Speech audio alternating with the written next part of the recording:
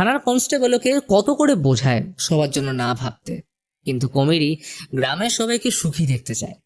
পরের দিন বাস স্টপে প্যাসেঞ্জারের জন্য ওয়েট করার সময় বাস থেকে গ্রামে একটা নতুন মেয়েকে নামতে দেখে। জানা গেল সে রবির মেয়ে, শহর থেকে পড়াশোনা করে ফিরছে। রবির লোক আগে থেকেই তাকে নিয়ে যাওয়ার জন্য অপেক্ষা করছিল।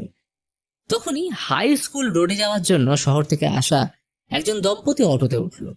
মেয়েটা প্রেগনেন্ট, তাই কমেডি খুব সাবধানে তাদের গন্তব্যে পৌঁছে বাকি কাজ সারল।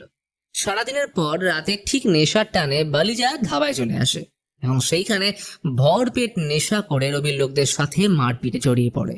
ফলে যেটার ভয় ছিল সেটাই হলো, রবির লোক তাকে তুলে এনে বেধড়ক পেটায়। খবরটা কমেডির কানে যেতেই সকালে ছুটে যায় রবির বাড়িতে।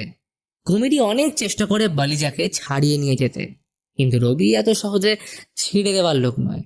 সে বালিজার স্ত্রী রামুলাকে ডেকে সবার সামনে আপত্তিকর পরিস্থিতির মধ্যে ফেলে ওয়ার্নিং দেয়, পরের বার ভুল করলে ওর স্থান হবে বিছানায়।